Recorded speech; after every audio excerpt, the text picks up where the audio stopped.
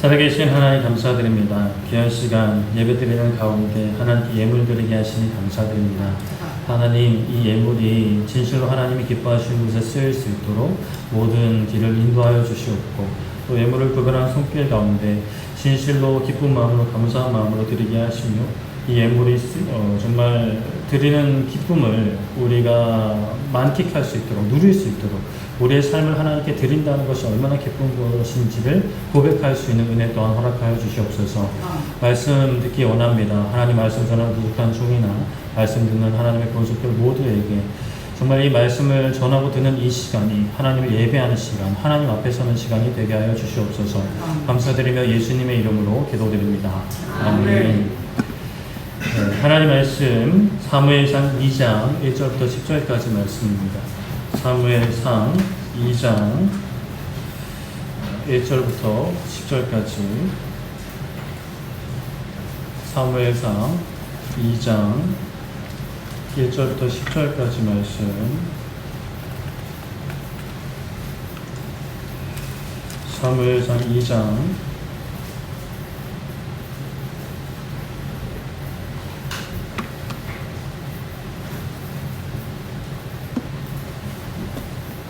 1절부터 10절까지 말씀 한 절씩 교독하도록 하겠습니다.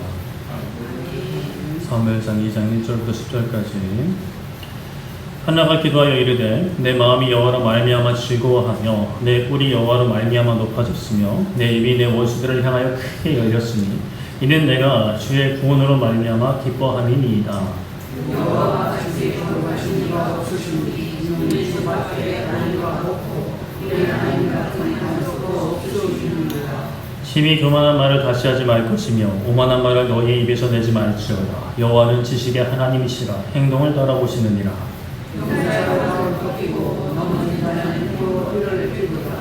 풍족하던 자들은 양식을 위하여 품을 팔고 줄이던 자들은 다시 줄이지 아니하도다. 전에 임신하지 못하던 자는 일곱을 낳았고 많은 자녀를 둔 자는 쇠약하도다. 여호와는 죽이기도 하시고 살리기도 하시며 서로에 내리기도 하시고 거기에서 올리기도 하시는도다. 여호와는 가난하게도 하시고 구하기도 하시며 낮추기도 하시고 높이기도 하시는도다. 가난한 자를 중고에서 일으키시며 빈한 자를 거룩거리에서 올리사 기독들과 함께하게 하시며 요감의 자녀를 차지하게 하시는도다. 땅의 기둥들은 여호와의 것이라. 여호와께서 세계를 그것들 위에 세우셨도다. 그가 그의 거룩한 자들의 발을 지키실 것이요 악인들을 흑암 중에서 잠잠하게 하시느니 힘으로는 이길 사람이 없음이로다. 여호와를 대적하는 자는 산산이 깨어질 것이라. 하늘에서 우레로 그들을 치시리로다. 여호와께서 땅 끝까지 심판을 내리시고 자기 왕에게 힘을 주시며 자기의 기름 부음을 받은 자의 뿔을 높이시리로다 하니라. 아멘. 네, 오늘은 기뻐할 이유라는 제목으로 말씀 나누고자 합니다. 잠깐 여러분 좀 마주치고 말씀 나누셨으면 좋겠습니다. 네, 감사합니다. 대한민국은 역사상 유례 없는 번영과 발전을 이루었다. 정말 그 전쟁의 참혹한 환경에서 어떤 한강의 기적이라고 말할 수 있을 만큼 경제 대국으로, 물론 아직까지도 문제가 많지만 경제 대국으로 이렇게 성장을 했죠. 사람들의 삶의 수준이 정말 비교할 수 없을 만큼 이제 올라갔습니다. 그러나 또 우리가 실제 우리의 일상을 돌아보면 어떤 미디어에 비치는 연예인들의 삶이나 그런 소위 잘 나가는 사람들의 삶이 아닌 많은 어떤 평범한 사람들의 삶을 보면 참 가슴 아픈 이야기들이 많이 있는 것 같습니다. 평균적인 삶의 수준은 당연히 올라갔을지언정 또 사람들의 어떤 마음과 고통의 병은 이제 오히려 더 예전보다 많아졌다라고 이야기도 하죠. 끼니가 해결되면 행복할 줄 알았는데, 경제가 번영하면 좀 나아질 줄 알았는데, 물론 나아진 부분이 분명히 있지만 사람들은 더 깊은 불행과 마음의 병들을 달고 살고 있죠. 무엇이 문제일까요? 환경이 분명히 나아졌는데 행복하지 않다면 우리의 어떤 사람의 행복의 근거가 환경에만 달려있는 것은 아니겠죠. 물론 보편적으로는 어떤 좋은 환경, 더 나은 환경, 더 넉넉한 환경이 어떤 행복감, 만족감, 기쁨, 감사를 느끼기에는 유리한 점이 분명히 많이 있지만, 그러나 반드시 환경이 좋아졌다라고 해서 모든 사람이 계속해서 기뻐하고 감사하고 만족감을 누리며 행복감을 누리는 것은 아닌 것 같습니다. 누렸다가도 어느샌가 이제 어떤 그 기쁨이 사라져 버리고 당연하게 느껴지고 행복은 저 멀리 저 다른 사람들에게만, 나보다 더 잘 사는 사람들에게만 있는 것처럼 느껴지게 되는 거죠. 우리는 그리스도인으로서 항상 기뻐해야 한다라고 우리가 하나님의 뜻을 알고 순종하고자 하는데, 무엇 때문에 행복하고 무엇 때문에 기뻐해야 되는지를 또 오늘 말씀 가운데 살펴보기 원합니다. 우리 저번 주에는 이제 사무엘상 계속 시작을 하면서 아이를 낳지 못하는 것에 괴로워하는 한나에 대해서 계속 살펴보고 있죠. 하나님 앞에서 서원을 했습니다. 하나님 아들을 주시면 그 아들을 제가 하나님께 바치겠습니다. 평생을 바치겠습니다. 라고 서원을 했죠. 한나의 마음속에 그 어떤 그 서원에 대한 동기가 진실로 하나님의 나라와 하나님의 의를 위한 건지, 아니면 어떤 아이를 낳지 못하는 인간적인 어떤 그런 상황과 환경과 괴로움을 좀 벗어나고자 하는 마음이었는지, 어느 쪽에 더 치우쳐 있었는지 정확히는 알 수는 없지만 하나님께서는 이 서원을 받으셨습니다. 하나는 하나님께 은혜를 입었을 때 자신이 바라던 전부, 그 자신의 삶의 기준에 있어서 삶의 전부라고 할 수 있는 아들을 드리겠다라고 했죠. 그만큼 그녀에게 아들은 귀한 것이었는데 그것을 평생 전부 드리겠다 했습니다. 우리도 하나님께 귀한 것을 받았다라고 말씀을 드렸죠. 세상 그 무엇보다 귀한 것, 하나님의 아들의 죽음으로 얻은 영원한 생명을 받았습니다.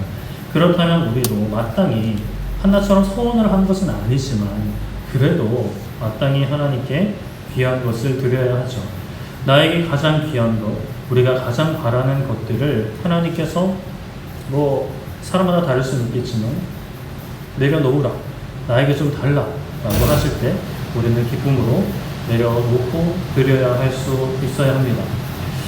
우리의 신앙이 처음에는 다 할 수 있을 것만 같죠. 예수님 처음 들었을 때, 처음 만났을 때, 그 뜨거웠을 때, 그 막 기쁨이 넘쳤을 때, 그럴 때는 뭐든지 내려놓을 수 있을 것만 같고 진짜 막 불속이라도 들어가서 복음을 증거할 수 있을 것 같았는데, 그런데 시간이 지나면서 좀 마음이 흐지부지해질 수가 있습니다. 그렇다면 우리가 진짜 예수님을 제대로 만난 게 맞는가를 또 생각해 볼 필요가 있다고 말씀을 드렸죠. 제대로 만났을 수 있는데 제대로 만났으면서도 못 만났을 수 있는 것은, 예수님을 진짜 만나기 전 제자들처럼 예수님과 함께 했지만, 예수님의 말씀을 직접 들었지만, 눈으로도 보았지만 예수님께서 자신들의 기대와는 다른 길로 가시자 실망하여서 이전의 삶으로 돌아갔던, 이전의 기쁨과 이전의 삶의 모습으로, 이전의 직업으로 돌아갔던 것처럼 우리 또한 서서히 어떤 예수님의 능력을 조금씩 믿지 않게 되는, 그렇게 세상을 좀 더 추구하게 되는, 세상에서의 어떤 안정과 기쁨과 평안을 추구하게 되는 그런 어떤 예수님을 진짜 만나기 전에 제자들의 모습과 같은 신앙의 모습이 현재 우리의 모습은 아닌가를 돌아보아야 한다고 말씀을 드렸습니다. 저번주에 말씀드린 것처럼 한나의 기도, 아들을 주시면 제가 다 드리겠습니다 라는 어떤 그 기도가 어떤 이상적인 기도로서 완벽하지는 않을 수 있는 기도일 수 있습니다. 그러나 사실 처음부터 완벽한 사람이 어디 있겠습니까? 하나님께서 만들어 가시는 거죠. 비록 한나의 신앙이나 기도가 그 당시에는 완벽하지 않았을지라 하더라도 하나님께서는 그녀의 소원을 받으셨고 한나에게 아이를 주셨습니다. 사무엘상 1장 20절에 보면 한나가 임신하고 아들을 낳아 사무엘이라 지었다라고 말씀을 하는데요. 사무엘이라는 뜻 자체는 하나님께서 들으셨다라는 뜻을 가지고 있는데 1장 20절 말씀에는 내가 여호와께 그를 구하였다라는 이름으로 의미를 지었다라고 말씀을 하죠. 정리하면 그런 겁니다. 내가 구하였더니 하나님께서 들으셨다라는 어떤 그 기쁨의 고백을 이제 아이의 이름으로 지은 겁니다. 그렇게 사무엘을 낳은 한나는 바로 실로에 올라가지 못합니다. 성막이 있는 그 실로에 바로 올라가지는 못하죠. 아이가 젖을 뺄 때까지 그 어머니의 절대적인 그 도움이 필요할 때까지는 데리고 있다가 젖을 떼면 하나님 앞에 가서 영원히 거기 있게 하겠다라고 제 남편과도 이야기를 합니다. 그 남편 엘가나는 그렇게 하세요라고 하고 한나는 아이를 기릅니다. 그렇게 기르다가 젖을 뗀 후에 아직은 어린 아이인 사무엘을 이제 실로에 있는 하나님 집으로 데려갑니다. 그리고 그 약속, 하나님 앞에 했던 그 서원을 지키게 되죠. 사무엘상 1장 28절에 그러므로 나도 그를 여호와께 드리되 그의 평생을 여호와께 드리나이다 하고 그가 거기서 여호와께 군대하니라 라고 말씀합니다. 제가 어머니가 아니어서 모르겠지만 정확히 알 수는 없지만 아들의 인생, 그 평생을 드리는 그 마음이 참 어떠했을까라는 생각을 해보게 되는데요. 비록 자신이 서원한 것이지만 그 아들의 인생을 하나님께 드리고 여러 가지 만감이 교차했을 것 같은데 일단 한나는 하나님께 기쁨과 감사의 기도를 드리는데요. 그것이 이제 오늘 우리가 읽은 사무엘상 2장의 한나의 기도 부분인 거죠. 사무엘상 2장 1절에 이렇게 말씀합니다. 한나가 기도하여 이르되 내 마음이 여호와로 말미암아 즐거워하며 내 뿔이 여호와로 말미암아 높아졌으며 내 입이 내 원수들을 향하여 크게 열렸으니 이는 내가 주의 구원으로 말미암아 기뻐함이니이다 라고 말씀을 합니다. 하나는 즐거워합니다. 기뻐합니다. 아들을 비록 하나님께 드렸고 이제는 1년에 한 번 겨우 만날 수 있지만 해줄 수 있는 것도 많이 없고 1년에 한 번 옷 해주는 것이 전부일 수 있지만 기뻐합니다. 왜 기뻐하냐? 자신의 뿔이 여호와 하나님으로 인하여 높아졌다라고 하는데 여기서의 뿔은 실제로 뿔이 있는 것이 아니라 자신의 능력, 지위, 권위 따위를 상징하죠. 자신의 자존감을 높아지게 해주셨다라고 고백을 하는 겁니다. 그리고 나의 입이 원수들을 향해 크게 열렸다라고 이렇게 고백을 하는데요. 크게 입이 열렸다라는 것은 원수들한테 지는 상황은 아니겠죠. 할 말을 하는 상황이고 원수들을 이제 막 집어삼키는 것처럼 이렇게 입을 크게 벌렸다라는 겁니다. 이렇게 할 수 있는 것은 하나님께서 나를 구원하셨기 때문입니다라고 고백을 하고 있죠. 자, 그렇다면 한나가 받은 구원은 어떤 구원인가요? 우리가 오늘날 많이 고백하는 천국에 가는 구원은 아닌 것 같죠. 여기서 이제 한나가 이야기하는 구원을 여러 가지 측면으로 생각을 해보면 먼저는 나는 아들을 낳을 수 없다라는 어떤 그 자책과 좌절로부터의 구원입니다. 아이를 가지고 낳는다라는 것은 실로 놀랍고 신기한 일이고 그것을 힘들어하기도 하고 요즘엔 스스로 거부하는 사람들도 있고 못하는 사람들도 많이 있지만 그래도 그 시대 때 다들 대다수를 절대적으로 원하고 그리고 그렇게 감당하는 사람들, 아이를 가지고 낳는 사람들도 많다 보니까 내가 그것을 하지 못하면 그들과 비교할 때, 다른 사람들과 비교할 때 나는 무능력해 보이고 나는 쓸모없어 보일 수가 있는 거죠. 그런 어떤 자책하는 마음, 그런 어떤 내가 하지 못하는 현실로 인해서, 나의 육신으로 인해서 좌절하는 것, 그런 그릇된 마음에서부터 구원을 받는 겁니다. 자신을 스스로 억누르는 그런 부정적인 생각과 감정으로부터 구원받은 것이죠. 그리고 대적들의 공격에서 구원을 받았습니다. 1차적으로 군인나가 대적이었죠. 한 남편을 둔 사이였지만 군인나는 아이 문제로 한나를 격분케 했습니다. 잘잘못은 천국 가서 따져봐야겠지만 이제 아이를 낳았으니 이런 어떤 대적들의 비난과 공격에서의 구원함을 받은 거죠. 더 이상 군인나가 그것으로 할 수도 없고 해봤자 나 아들 낳았는데 네가 뭐야 이렇게 이제 나올 수 있는 거고 또 사실 군인나만 그랬겠어요. 동네 아줌마들이 지나가면서 수근수근 해도 사실 한나에게 수근거리지 않아도 괜히 이제 마음이 그런 거 있잖아요. 들리지도 않았어. 그냥 날 본 것 같다는 어떤 그런 생각들, 내 마음과 생각이 거기에 완전 쏟아져 있으니까 누가 그냥 자기들끼리 얘기하는 것도 날 보고 얘기하는 것 같고 내가 아이를 못 낳은 것 가지고 수근거리는 것 같고 그러한 어떤 모든 생각들 그리고 실제적인 어떤 사람들의 말과 그런 공격들로 인해 로부터 구원을 받게 되는 거죠. 진실로 기쁜 일입니다. 그리고 하나님께서 나를 돌아보셨다는 사실에 대한 기쁨이죠. 계속해서 한나는 하나님께서 자신에게 아이를 주시지 않는 생각이 괴로웠을 겁니다. 그러니까 하나님을 몰라버리면 그냥 내가 재수가 없겠거니 내가 운이 없겠거니 이렇게 생각을 할 수 있는데 하나님을 알고 있단 말이에요. 믿고 있단 말이에요. 간구도 했겠죠. 계속해서 하나님께 간구했을 겁니다.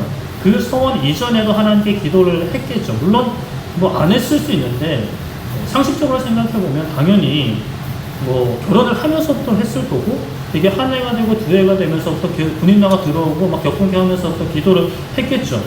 그런데 하나님이 들어주시지 않으셨어요. 그 이유를 우리가 다 알 수는 없지만 하나님께서 한나에게 아기를 허락해 주지 않으셨단 말이에요. 그러면 뭐라고 생각하겠어요? 하나님께서 내 기도 들어주시지 않는다. 나의 태를 막으신다. 다른 사람들은 다 낳게 해주시는데 나만 못 낳게 해주신다라는 그 괴로움. 하나님이 내 기도 들어주시지 않는다, 하나님이 나 사랑하지 않는다 라는 그 괴로움에서 한나는 구원받은 겁니다. 나를 생각해 주시지 않는다, 나를 챙기시지 않는다라는 생각으로부터의 구원인 거죠. 한나는 이렇게 자신이 가지고 있던 어떤 내적인 또는 외적인 큰 어려움이 해결되었어요. 여러 아픔과 고통과 슬픔에서 그 상황에서 구원을 받은 거죠. 아이와 떨어져 사는 것은 또 다른 슬픔이기도 하고 아픔이기도 하지만 그래도 한나의 어떤 그 삶을 짓누르는 괴롭게 하는 아픔과 슬픔이 해결된 것입니다. 하나님께서 해결해 주신 거예요. 소원을 했더니 응답해 주셨어요. 이제는 진실로 기뻐할 수가 있게 된 겁니다. 여러분들에게 이와 같은 기쁨이 있는지 생각을 좀 해보셨으면 좋겠어요. 인생의 큰 문제를 해결받았을 때 하나님께서 내 기도에 기다리던 그 기도에 응답해 주셨을 때 아니요, 저는 아직까지 응답하지 못했습니다. 아직까지 해결받지 못했습니다. 10년이 되었는데 20년이 되었는데 30년이 되었는데 하나님 내 기도 들어주시지 않습니다. 해결되면 저도 그렇게 기뻐하고 찬양하고 감사할 텐데 아직까지 옆집 기도 들어주시고 옆교회 기도 들어주시고 다 들어주시는데 제 기도만 들어주시지 않습니다. 네, 그럴 수 있죠. 아직 해결되지 않은 문제로 씨름하고 계신 분들도 적지 않을 것입니다. 그러나 우리가 그리스도인이라면 인생에 있어서 가장 큰 문제, 사실 아이를 낳고 못 낳고보다 더 큰 문제를 이미 해결받았다라는 사실, 그것을 믿고 살아갑니다. 로마서 8장 1절과 2절에 그러므로 이제 그리스도 예수님 안에 있는 저에게는 결코 정죄함이 없나니 이는 그리스도 예수님 안에 있는 생명의 성령의 법이 죄와 사망의 법에서 너를 해방하였습니다 라고 말씀을 합니다. 그리스도인은 그리스도를 따르는 사람들, 그리스도 예수님 안에 있는 사람들을 가리키죠. 예수님을 믿는 믿음 안에 있는 사람들이고 예수님과 연합한 사람들입니다. 그렇게 예수님 안에 있는 자들에게는 무엇이 없다고요? 정죄함이 없다라고 말씀을 하죠. 자, 그렇다면 정죄함은 뭘까요? 정죄. 넌 죄인이야. 너는 죄가 있어. 죄인이야 라고 이제 지적하는 거, 고발하는 거, 말하는 거, 생각하는 거 다 정죄죠. 너는 죄인이니까 죄의 값을 치러야 해 라고 하는 것이 정죄입니다. 우리는 죄인이었죠. 모두 죄인이었습니다. 세상에서는 선하게 살았어도 경찰서 한번 안 가보고 범칙금, 과태료 한번 안 냈다 하더라도 죄인이었죠. 성경에서 말하는 죄인은, 하나님께서 보실 때의 죄인은 사람을 때리고 사기치고 죽여야만 대한민국 법을 어겨야만 죄인이 아닙니다. 이사야 53장 6절에 우리는 다 양 같아서 그를 행하여 각기 제 길로 갔거늘 여호와께서는 우리 모두의 죄악을 그에게 감당시키셨도다 라고 말씀합니다. 각기 제 길로 갔거늘, 자기 소견에 옳은 대로 산 거예요. 이것이 하나님의 인도하심이 아니라, 하나님의 뜻이 아니라 내가 보기에 옳은 대로 사는 것, 이것이 바로 하나님 앞에서 죄가 되는 겁니다. 내 마음대로 사는 게 얼마나 좋아요. 그게 잘못입니까? 내가 내 마음대로 살아도 내가 다른 사람 때리기라도 했습니까? 물건 훔치기라도 했습니까? 자유롭고 자기 주도적이고 얼마나 좋아요. 좋죠. 자유로운 거 좋습니다. 내 마음대로 선택하고 결정할 수 있는 삶 좋죠. 어딘가에 얽매여서 시키는 것만 해야 하고 억압당하고 제한당하고 힘듭니다. 요즘 군대에 편해졌다, 좋아졌다 이렇게 이야기를 하죠. 실제적으로 많은 어떤 것들이 개선되었고 좋아진 부분이 분명히 있긴 한데, 사실 아무리 군대가 편해져도 군대는 군대예요.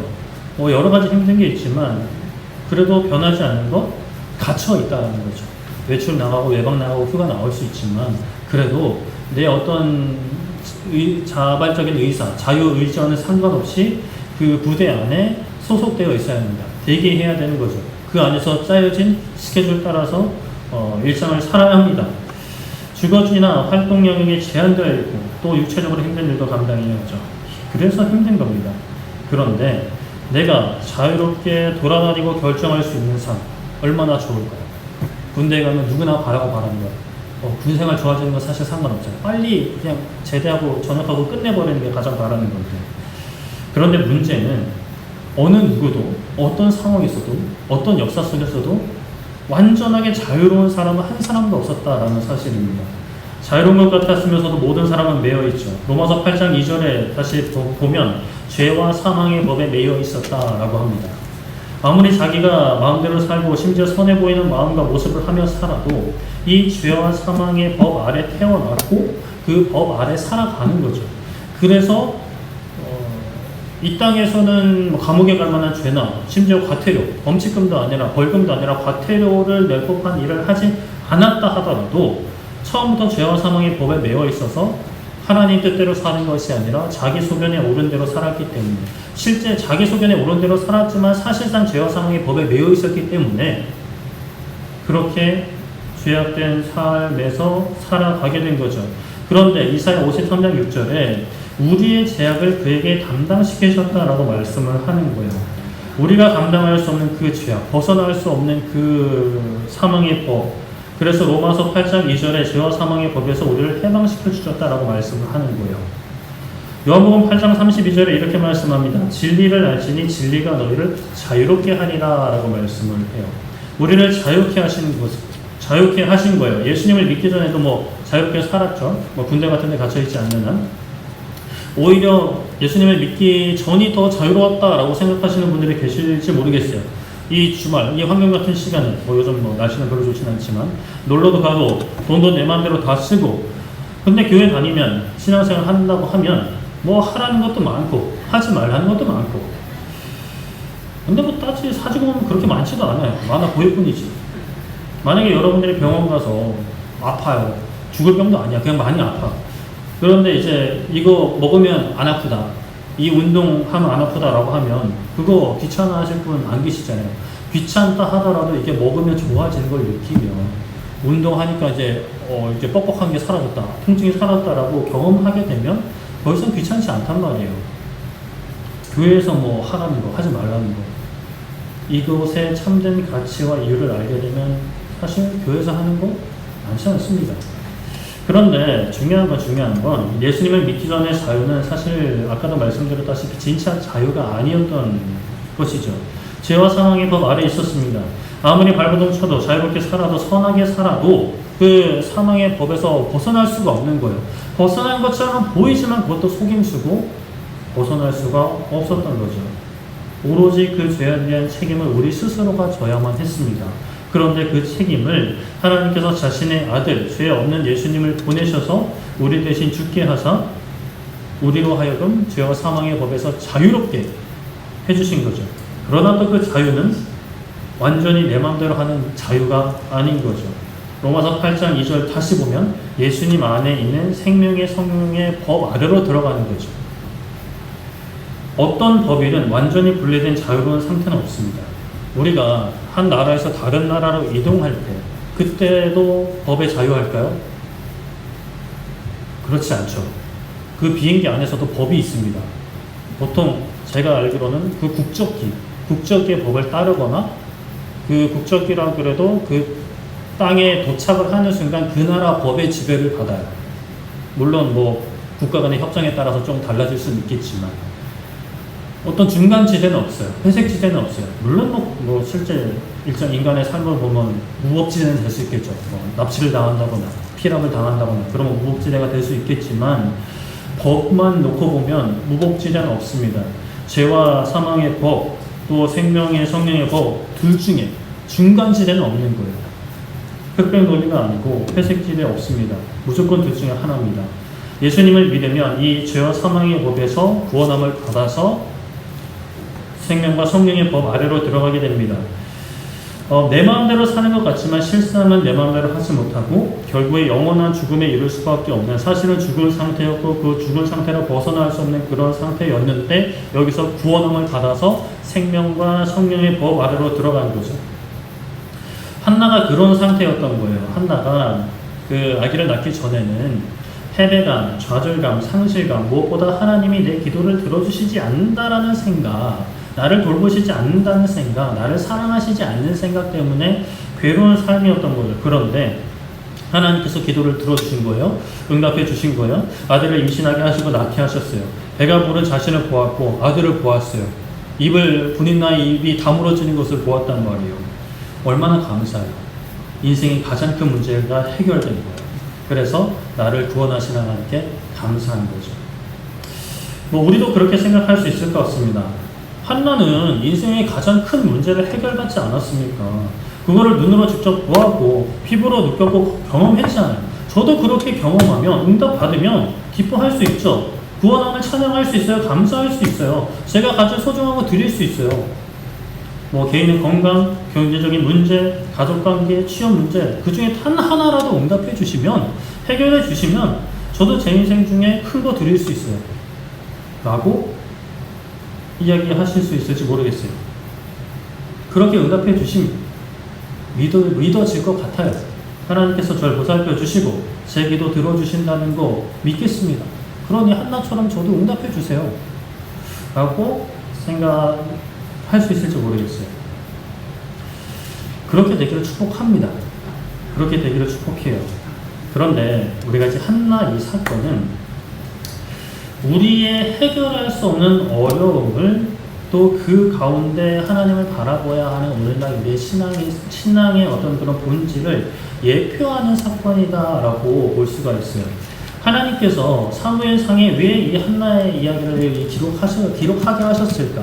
왜 이 적지 않은 부분을 할애해서 그 한나의 상황과 그 기도를 이렇게 실어 놓으셨을까? 우리로 하여금 너희도 너희 문제가 해결되면 그것으로 인해서 그 구원함으로 인해서 기뻐하라 라고 이런 말씀을 기록하셨을까? 우리는 항상 구약만 보는 것이 아니라 신약까지 관통해서 보는 하나님의 뜻을 살펴보는 그런 자세가 필요합니다. 한나가 자신의 고통스러운 삶의 문제가 해결되어 구원함으로 기뻐한 것은 오늘날 우리는 그 한나의 문제보다 더 근원적이고 더 심각한 죄의 문제를 해결받은 우리가 얼마나 기뻐해야 하는가, 얼마나 감사해야 하는가를 보여주는 것이지, 한나처럼 눈에 보이는 응답이 있어야만 기뻐하고 감사하는 그런 수준에 머물러 있어라 라는 말씀이 아닌 거죠. 그래도 눈에 보이는 뭐라도 있으면 좋겠습니다, 목사님. 만져지는 결과물이 있으면 좋겠습니다. 그럼 더 쉽게 믿을 것 같고 너무 마음에 안정이 될 것 같습니다. 기뻐할 수 있을 것 같습니다. 저 지금 너무 힘듭니다 라고 말씀하실 수 있겠죠. 요한복음 20장 29절에 이런 말씀이 있습니다. 예수님께서 이르시되 너는 나를 본고로 믿느냐? 보지 못하고 믿는 자들은 복되도다 라고 말씀을 합니다. 예수님이 부활하신 이후의 사건입니다. 제자들에게 나타나셨어요. 그런데 12제자 중에 그 도마는 다른 제자들이 예수님을 만났을 때 함께 안 있었습니다. 그럴 수 있겠죠. 그게 나쁜 건 아니에요. 근데 그래서 이제 다른 제자들이 예수님이 부활하셨다라고 도마한테 이야기를 한 거죠. 도마야, 예수님 부활하셨다. 우리 예수님 봤다. 라고 이야기를 한 거죠. 그랬더니 도마가 어떻게 말하느냐. 맞냐? 예수님 맞냐? 다른 사람 아니냐? 닮은 사람 아니냐? 내가 직접 그의 못자국을 눈으로 보고 내 손가락을 그 못자국에 넣어보고 옆구리에 넣어보지 않고는 난 못 믿는다. 어떻게 살아나냐? 죽은 거 우리 다 보지 않았냐? 무덤에 안치했고 다 우리가 그거 보지 않았냐? 그리고 며칠 지나서 예수님이 제자들 가운데 오셨죠. 도마도 있었습니다. 그리고 도마에게 말씀하십니다. 도마가 한 말을 들으셨다라는 것을 아신다라는 것을 티를 팍팍 내시면서 이리 와라. 내 손 보고 너의 손을 내밀어 내 옆구리에 넣어봐라. 그렇게 해서 믿음 없는 자가 되지 말고 믿는 자가 되라 라고 하십니다. 그제서야 도마는 나의 주님, 나의 하나님이십니다 라고 고백을 하죠. 그런 도마에게 예수님이 말씀하신 게 바로 요한복음 20장 29절. 예수님께서 이르시되 너는 나를 본고로 믿느냐? 보지 못하고 믿는 자들은 복되도다 라고 말씀을 하시죠. 우리가 항상 바라는 것, 행복한 것, 복 받는 것, 어떤 복을 받고 싶으세요? 세상에서 말하는 믿지 않는 사람들이 바라는 복, 물론 그것도 하나님께서 주시죠. 복의 근원 되시는 하나님께서, 삼위이신 하나님께서 주시죠. 그런데 하나님이 직접 말씀하신 복들이 있단 말이에요. 우리의 삶 가운데 진짜 복도 레벨 차이가 있잖아요. 그런데 예수님이 직접 말씀하신 복, 그 복, 너는 나를 보고 믿었니? 보지 못하고 믿는 자들이 복되다. 물론 보고 믿기만 하면 그것도 감사한 거죠. 그것도 귀한 겁니다. 보고도 안 믿는 인간들이 있습니다. 한나는 보고 믿은 거예요. 보고 기뻐한 겁니다. 아들을 보고 아들 만나고 아들을 손에 쥐고 하나님이 나를 구원하셨다라고 기뻐한 거죠. 우리 가운데에도 그런 신앙이 있을 수 있습니다. 하나님, 이 문제 해결해 주시면, 나의 부족함 채워주시면, 대학 가게 해주시면, 취업하게 해주시면, 결혼하게 해주시면 하나님께서 내 기도를 들으시고 나를 사랑하신다는 것을 제가 좀 믿어질 것 같습니다. 알 것 같습니다. 믿을 수 있을 것 같습니다. 믿겠습니다. 개인적으로는 하나님의 그 기도에 응답해 주시기를 바랍니다. 그러나 우리가 정말 어떤 신앙에 있어서 좀 더 성장하고, 그러니까 어떤 그릇된 성장 말고 진짜 하나님이 보시기에 칭찬하실 만한 그런 신앙으로 성장해야 되잖아요. 그게 우리가 나아가야 할 방향이고, 정말 복된 것은 그런 응답이 있기 전에 하나님께서 허락하신 그 무엇이 내 눈에 직접 보이기 전에, 내 손에 쥐어지기 전에 하나님께서 나의 기도를 들으시고 나를 사랑하시고 나를 구원하신다는 사실을 믿는 것. 예수님을 보고 믿는 게 아니라 보기 전에 들었을 때 믿는 것. 그것이 복된 것이죠. 우리가 그 복을 사모할 수 있는 교회 되기를 축복합니다. 우리의 문제가 해결되고 큰 기도 제목이 속히 아름답게 하나님이 가장 좋은 것으로 응답하시기를 저도 기도하고 바랍니다. 하지만 더 크게 바라는 것은 하나님의 응답이 더디다 하더라도, 하나님께서 우리의 문제를 해결해 주시지 않는다 하더라도 우리를 향한 하나님의 사랑과 구원하심을 의심하지 않고 믿는 것이죠. 한나처럼 문제가 해결되어야만, 도마처럼 눈으로 직접 보고 손으로 만져보고 굳이 거기를 찔러 넣어보고야만 기뻐하고 믿는 것이 아니라, 나의 문제가 해결되지 않았지만, 내가 직접 보진 않았지만 제자들의 말을 듣고 또 예수님이 하신 말씀을 기억하고 오늘날 우리는 말씀을 보고 말씀을 듣고 믿어지는 것, 하나님의 실존과 예수님이 우리를 구원하셨다는 사실과 지금도 살아계시고 다시 오실 것이라는 그 말씀을 믿는 것이죠. 직접 보진 않았지만, 예수님의 음성을 직접 듣지 않았지만, 나의 이 인생의 이 중요한 문제 아직 해결되지 않았지만, 로마서 8장 35절에 누가 우리를 그리스도의 사랑에서 끊으리요 환난이나 곤고나 박해나 기근이나 적신이나 위험이나 칼이랴. 같은 장 38절 39절 내가 확신하노니 사망이나 생명이나 천사들이나 권세자들이나 현재일이나 장래일이나 능력이나 높음이나 깊음이나 다른 어떤 피조물이라도 우리를 우리 주 그리스도 예수님 안에 있는 하나님의 사랑에서 끊을 수 없으리라.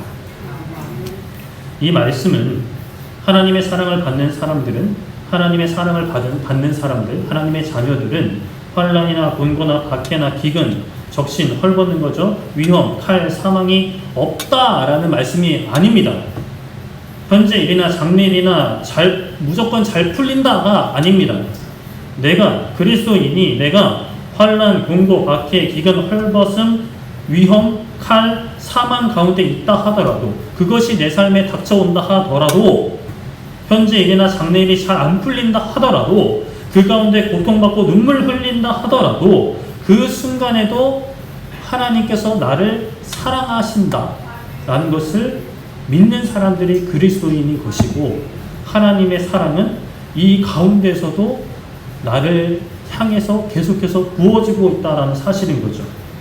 내가 환난 가운데 있다고 해서, 어려움 가운데 있다고 해서, 내 일이 잘 풀리지 않는다고 해서 하나님이 내 기도에 응답해 주시지 않는다고 해서 하나님이 날 사랑하시지 않아가 아니라, 그 순간에도 그 상황에도, 심지어 내가 그것이 지속되고 단명한다 하더라도 하나님께서 사랑하시지 않아서 저 사람은 무슨 죄를 지었길래 저렇게 단명하나 이렇게 얘기해야 되는 게 아니라, 물론 그런 경우도 있을 수 있죠. 하나님께서 즉결 심판으로 내리시는 경우도 있겠지만, 그러나 그러한 모든 것으로 하나님이 나를 사랑하시냐 안 하시냐, 나를 지켜보시냐 안 보시냐, 이거를 판단할 기준이 아니라는 거죠.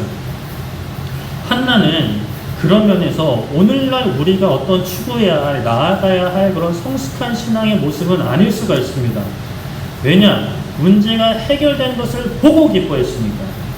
진짜 성숙한 신앙, 우리가 나아가야 할 방향, 우리가 추구해야 될 그 복된 신앙이라고 한다는 것은 문제가 해결되지 않았음에도 고통이 진행 중임에도 불구하고 나를 향한 하나님의 사랑과 나를 구원하심을 찬양하는 삶이에요. 나를 사랑하신다는 사실을 의심하지 않는 거예요. 왜 의심하지 않느냐? 상황 때문에 의심하지 않는 게 아니라 말씀이 그렇게 말씀하고 있으니까. 하나님이 이렇게 말씀하고 있으니까 환경은 그렇지만 말씀이 이렇구나. 지금도 날 사랑하시는구나. 이 모든 것을 합력하여 선을 이루시는구나. 복음과 함께 고난을 받는 게 그리스도인의 본질이구나 라는 것을 말씀 통해 들으니까 하나님이 지금 이 순간에도 날 사랑하시는 거예요. 깨달아지는 거죠. 오늘날 많은 그리스도인, 그냥 현대인들, 많은 현대인들이 괴로워하는 이유가 뭐예요? 나는 불행한 사람이야. 나는 사랑받을 자격이 없어. 나를 사랑해주는 사람이 없어. 그런 생각들이 꼬리에 꼬리를 무는 거죠. 진실로 나를 사랑하는 사람이 있다라고 한다면 굉장히 많은 어려움을 극복할 수 있을 겁니다. 이 땅에서도. 그런데 이 세상을 만드시고 우리 삶과 죽음을 주관하시고 영원한 하나님의 나라를 준비하고 계신 하나님께서 나를 사랑하고 계신다는 고통 가운데에서도 나를 안아주고 계시다는 사실.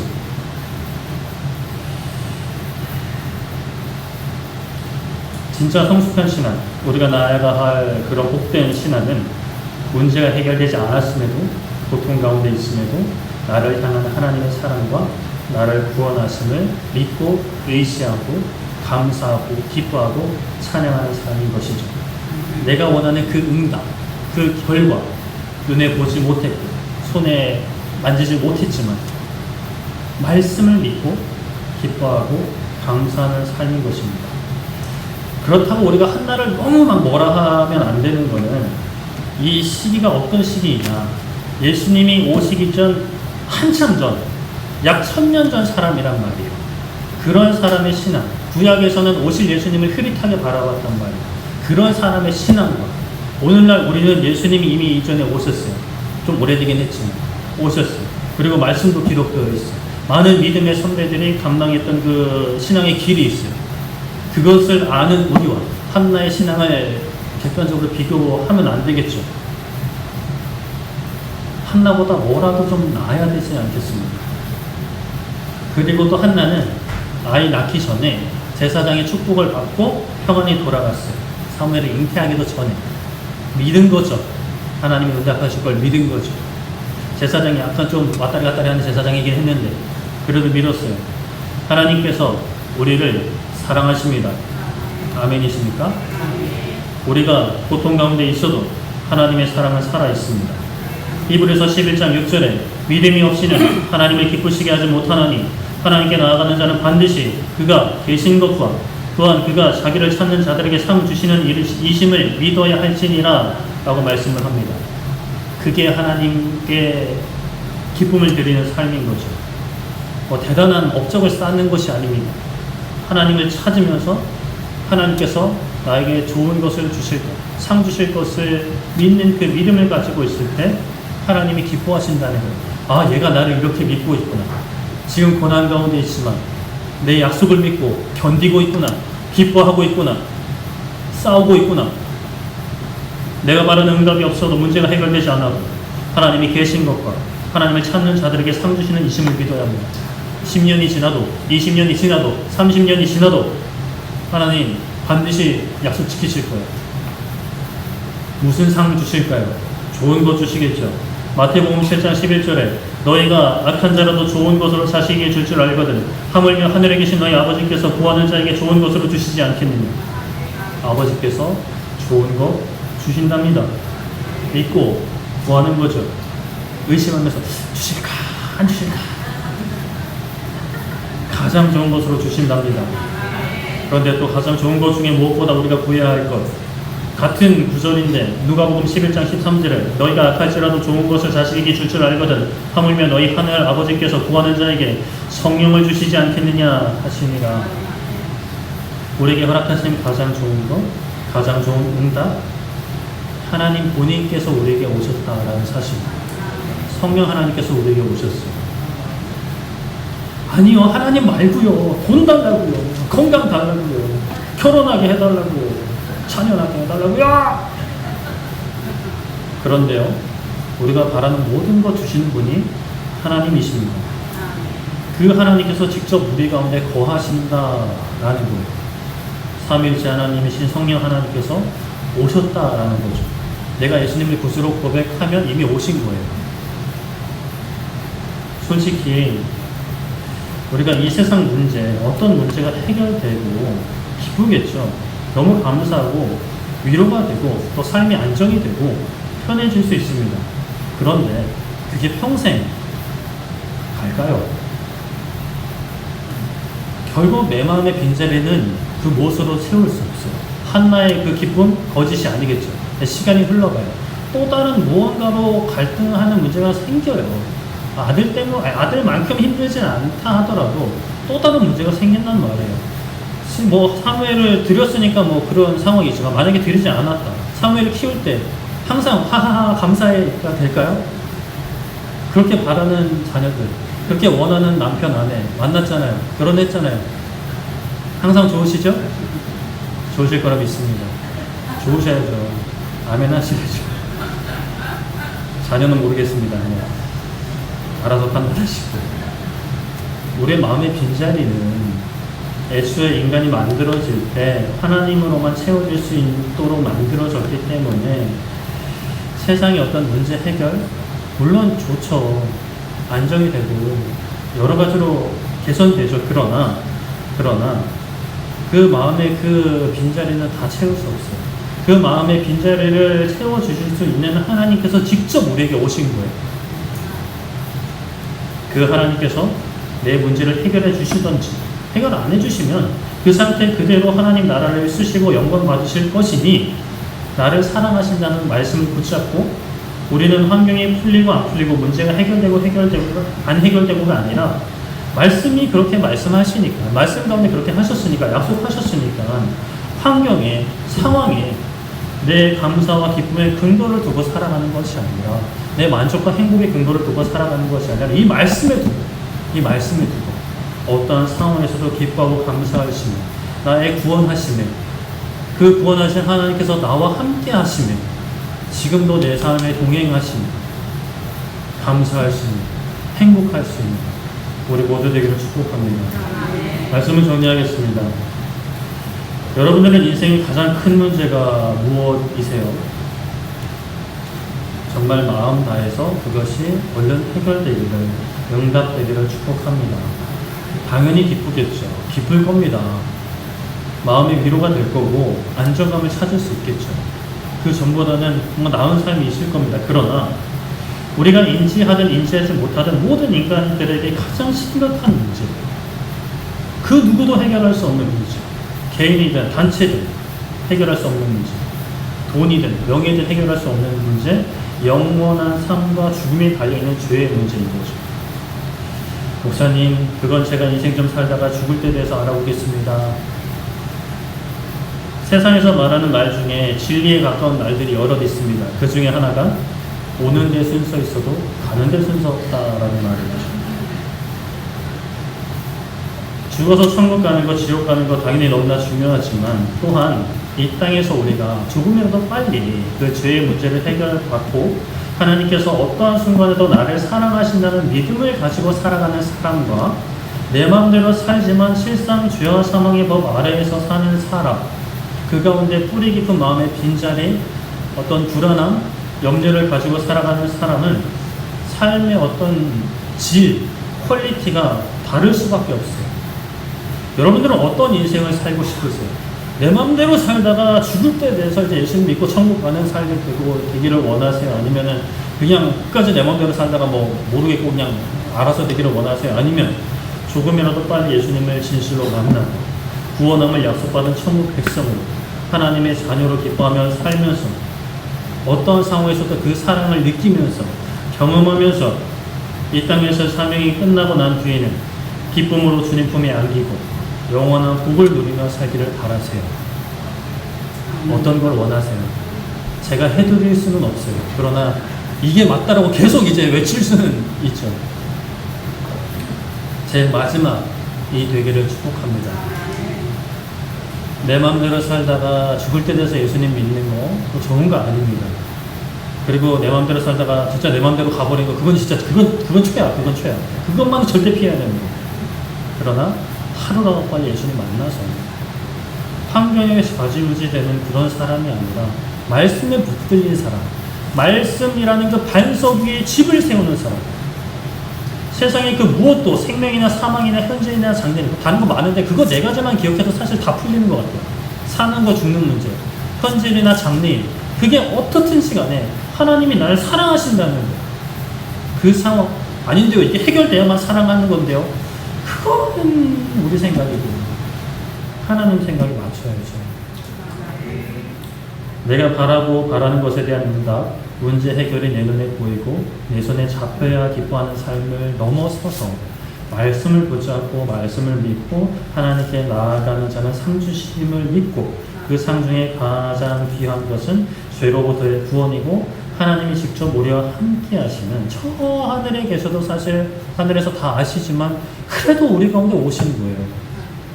그렇게 성령님의 임재이심을 믿고 말씀의 자리, 기도 자리를 붙잡을 수 있는, 상황에 따라서 기도를 하는 마음.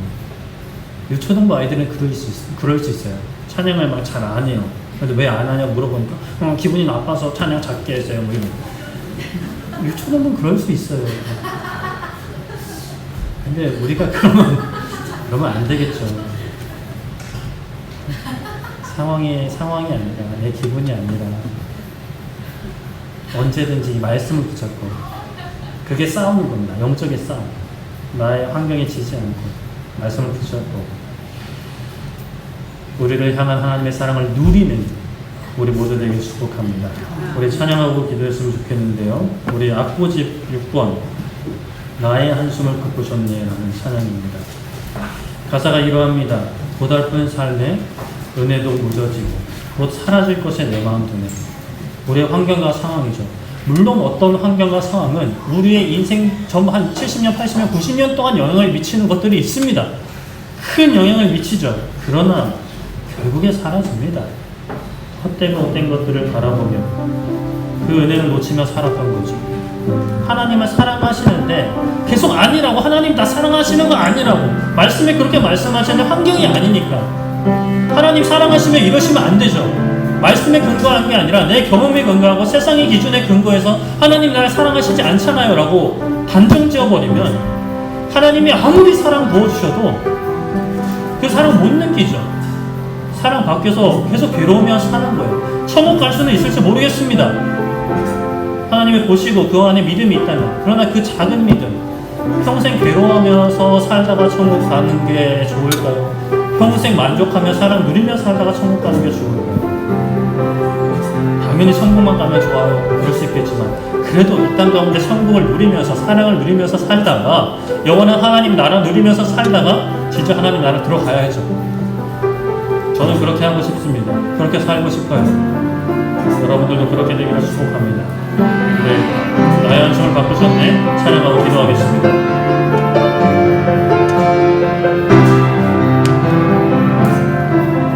고달픈 삶의 은혜로 무뎌지고 곧 사라질 것에 내 맘 두네. 헛된 것들을 바라보며 그 은혜를 놓치며 살았네. 말씀을 붙잡으며 주어진 삶을 묵묵히 살아가며 날 붙드신 주 예수를 보내. 사막 가운데 고여진 나의 삶을 날 건지신 그 이름 예수. 나의 한숨을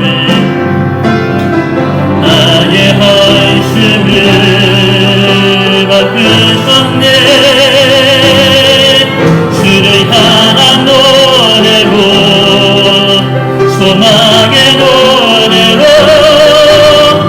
나의 눈물을 덮으신 주 예수 이름 안에 살게 하소서. 한 번 더 고달픈 삶에 고달픈 삶에 은혜도 묻으시고 곧 사라질 것에 만드네. 우리 말씀 붙잡아야 합니다. 헛되고 헛된 것들을 바라보며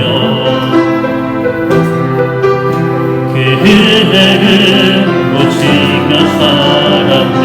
환경이 아닌 말씀을 붙잡고 주어진 삶을 묵묵히 살아가며 말씀을 의지하여 날 붙드신 주 예수를 사망 가운데 놓여진 나의 삶을 날 건지신 그 이름 예수 말씀을 붙잡고 나의 한숨을 바꾸셨네. 주를 향한 노래로 소망의 노래로 나의 눈물을 바꾸신 주 예수 이름 안에 살게 하소서. 나의 한숨을 바꾸셨습니다. 나의 한숨을 바꾸셨네. 주를 향한 노래로 소망의 노래로 나의 눈물을 바꾸신 주 예수 이름 안에 살게 하소서. 이 시간 기도할 때 아직까지도 나의 삶을 붙잡는 나의 연약함이나 환경의 어려움들, 해결되지 않는 인생의 문제들, 하나님 그것에 내 마음에 붙잡히지 않게 해 주시옵소서. 말씀에 붙잡힌 나의 마음이 되기 원합니다. 말씀에 붙잡힌 나의 믿음이 되기 원합니다. 나의 신앙이 되기 원합니다.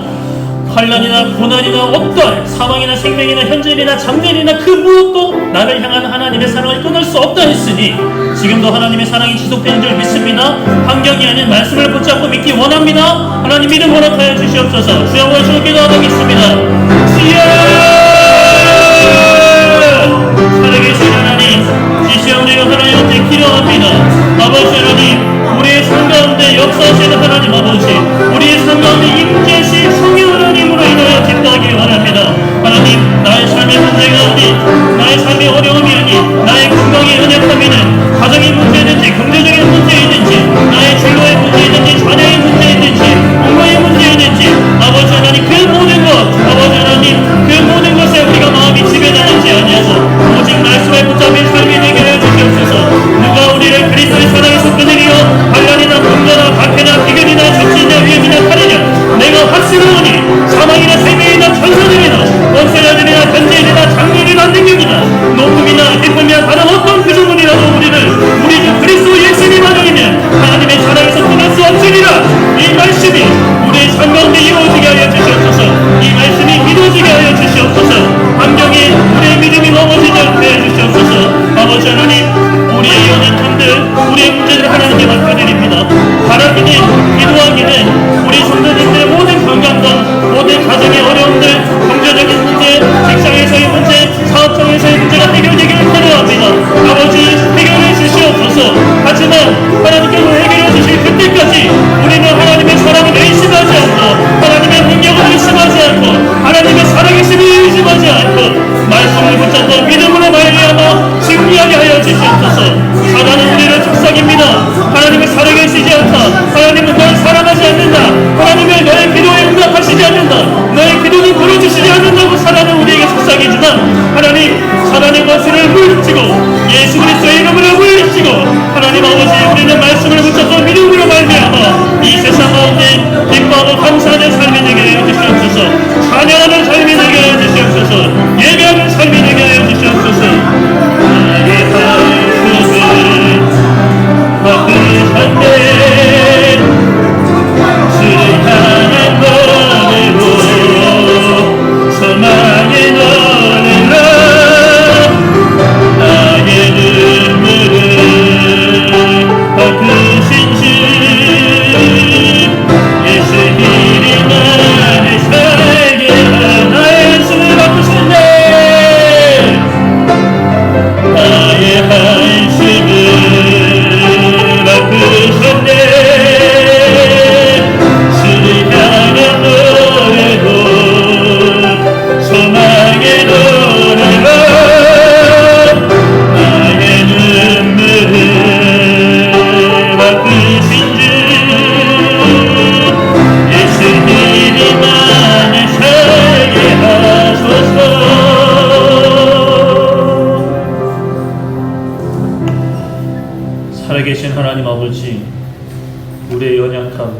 우리의 가정의 문제, 경제적인 문제, 진로 문제, 자녀 문제, 부모님 문제, 하나님 다 하나님 앞에 맡겨드립니다.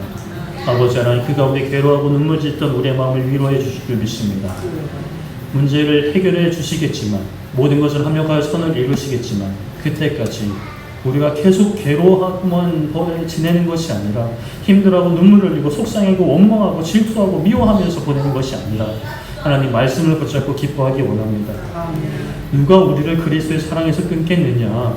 환난이나 공고나 박해나 기근이나 적신이나 위험이나 칼이냐, 사망이나 생명이냐, 천사들이나 권세자들이나 현재일이나 장래일이나 이 능력이나 높음이나 깊음이나 다른 어떤 피조물도, 이 세상의 그 무엇도 영적인 존재들도 우리를 우리 주 그리스도 예수님 안에 있는 하나님의 사랑에서 끊을 수가 없는데, 우리 스스로 하나님 나 사랑하시지 않아, 하나님이 내게도 응답해 주시지 않아, 우리 교회 이렇게 버려두셨어, 우리 가정 이렇게 버려두셨어, 나의 삶 이렇게 버려두셨어 라고 생각하고 스스로 절망과 사망의 구렁텅이로 다시 걸어 들어가는 그런 어리석은 모습들, 하나님 이제는 도말해 주시고 말씀 위에 굳게 서서 어떠한 상황에서도 우리를 향한 아버지의 사랑과 살아계심과 다스리심과 합력하여 선을 이루실 그 능력을 의심하지 않고 믿으며 하루하루 걸어가게 하여 주시옵소서. 승리하게 하여 주시옵소서. 감사드리며 예수님의 이름으로 기도드립니다. 아멘.